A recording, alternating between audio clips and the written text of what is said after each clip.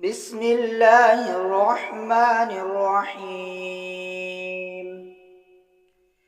الحمد لله الذي وهب لي على الكبر إسماعيل وإسحاق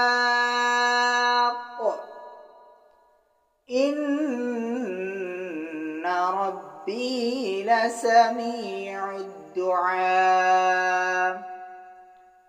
رب اجعلني مقيم الصلاة ومن ذريتي ربنا وتقبل دعاء.